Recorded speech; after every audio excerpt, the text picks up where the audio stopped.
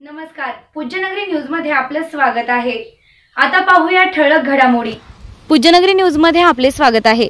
उस्मानाबाद धाराशिव जिल्ह्यातील महत्त्वाच्या राजकीय घडामोडी। प्रचाराच्या शेवटच्या टप्प्यात ओमराजे निंबाळकर यांची विरोधकांवर जोरदार फटकेबाजी। मराठा आंदोलकांवर लाठी हल्ला झाला तेव्हा तोंड बंद करून बसणारे राणा पाटील यांनी जरांगे पाटील यांची भेट घेतली। राणा पाटील हे संधी साधू आहे। जरांगे पाटील यांचा निषेध करणाऱ्या राणा पाटील यांचा जनता त्यांचा हिशोब करणार, ओमराजे यांनी डागली तोफ। मराठा आंदोलकांवर लाठी हल्ला झाला तेव्हा राणा पाटील यांनी भेट दिली का, ओमराजे यांचा सवाल। आरक्षण विरोधी उमेदवाराला पाडा, जरांगे पाटील यांचे आवाहन।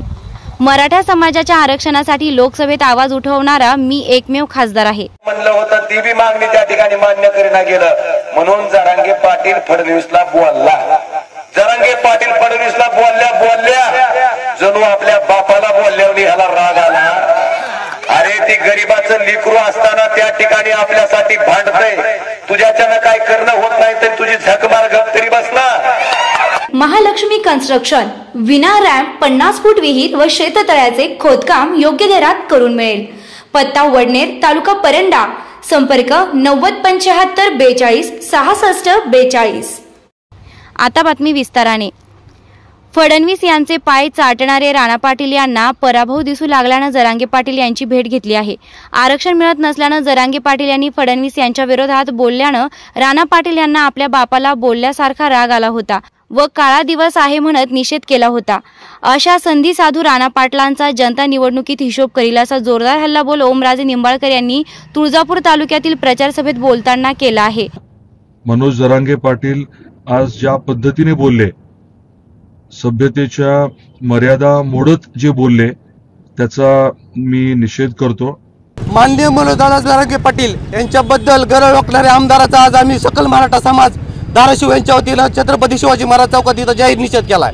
आरक्षण विरोधी उमेदवारांना पाडा असं आवाहन मनोज जरांगे पाटील यांनी येरमाळा येथे पत्रकारांशी बोलताना आवाहन केलं होतं।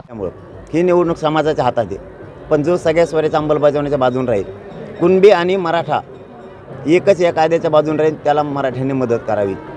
कारण बाकीच्याला मोठं करण्यात आता मजा नाही, स्वतःचे लेकरं मोठं करण्यात आपण वेळ घातलेला बरा राहील आणि मताचा उपयोग तिथंच होईल। आंतरवाली येथील मराठा आंदोलकांवर लाठी हल्ला झाल्यावर मराठा समाजात आरक्षणावरून प्रचंड रोष निर्माण झाला व त्याचे पडसाद संपूर्ण महाराष्ट्रभर उमटले होते। लोकसभा निवडणुकीत मराठा आरक्षण मुद्दा पेटताना दिसत असून याचा फटका कोणत्या उमेदवाराला बसणार हे निकाली अंती स्पष्ट होणार आहे। यावेळी ओमराजे म्हणाले की आंतरवाली सराटी येथील मराठा आंदोलनावर पोलिसांनी लाठी हल्ला केला, त्यामध्ये माता भगिनींचे डोके फुटले, तेव्हा या घटनेचा राणा पाटलाने निषेध केला नाही। मात्र जेव्हा जरांगे पाटील यांनी फडणवीस बद्दल बोलले तेव्हा राणा पाटील यांना आपल्या बापाला बोलल्यासारखा राग आला। चांगले करता येत नसेल तर गप्प बसून झक मारावी असा जोरदार हल्ला चढविला आहे। मराठा आरक्षणाचं जरांगे पाटलाचं आता आंदोलन चालू झाल्यावर सगळे मराठा आरक्षणावर बोलले, पण मराठा आरक्षणाच्या या जरांगे पाटलाच्या आंदोलनापूर्वी 1.5 वर्ष आधी सुप्रीम कोर्टात मराठा आरक्षणाची याचिका आली, त्यावेळेस ओमराजे बोलला, काय बोलला? तामिळनाडू राज्याचं आरक्षण 50%च्या पुढे 78%ला गेल्यावर सुद्धा टिकलं। का टिकलं? तर तवाच्या केंद्र सरकारनं सुप्रीम कोर्टात त्यांच्या बाजूने सपोर्टिव्ह ऍफिडेव्हिट दिलं। मी मागणी केली आताच्या केंद्र सरकारला की जे तामिळनाडू सरकारच्या बाबतीत केंद्र सरकारनं पाऊल उचललं होतं, तसंच महाराष्ट्राच्या बाबतीत मराठा आरक्षणाच्या बाबतीत पाऊल उचलावं आणि त्या ठिकाणी मराठा आरक्षण वाचवावं, टिकवावं। बांधवानो, माझं ऐकलं असताना आरक्षण टिकलं असतं तर ओबीसी मराठा वाद झाला असता का? पण ऐकलं नाही। त्यांना वाटलं मुख्यमंत्री खाली उद्धव ठाकरे आहेत, त्यांच्यासाठी आपण खड्डा खांदून टाकू। खड्डा खांदला आणि पडलं कोण त्याच्यात? टरबूज पडलं। बांधवानो, ही परिस्थिती। मी पहिल्यांदा मराठा आरक्षणाच्या बाबतीत तिथं बोललो, 50%ची मर्यादा आरक्षणाची वाढवायची असेल तर संसदेत कायदा करणं गरजेचं आहे। हे सुद्धा मी लोकसभेत बोलणारा पहिला खासदार आहे।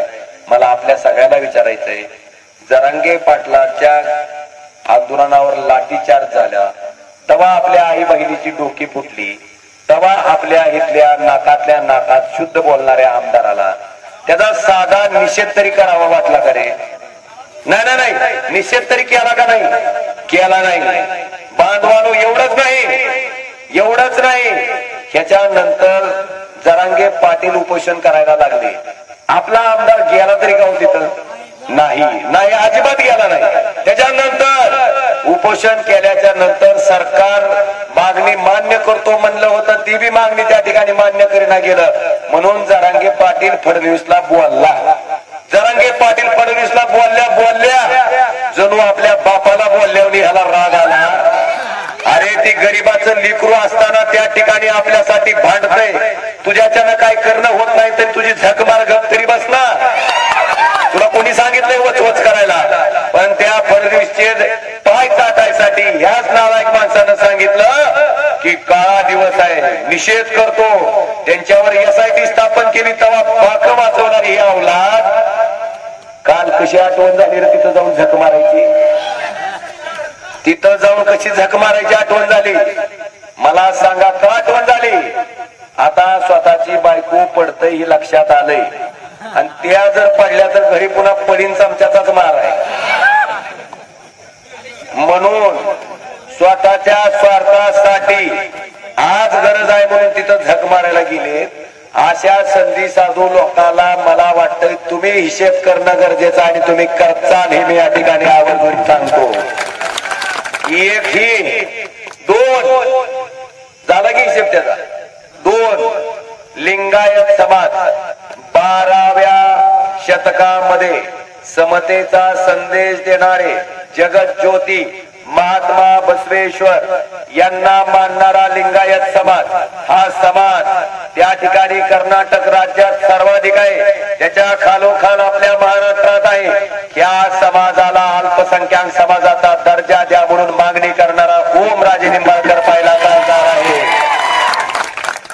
लिंगायत समाजाला धर्म म्हणून मान्यता द्या ही मागणी करणारा ओमराजे आहे. बांधवानो, धनगर समाजाचा आरक्षणाचा विषय, मुस्लिम समाजाच्या आरक्षणाचा विषय हे दोन्हीच्या दोन्ही विषय लोकसभेत मांडणारा पण ओमराजे निंबाळकर एकमेव आपला खासदार आहे हे सुद्धा मला आवर्जून सांगायचं.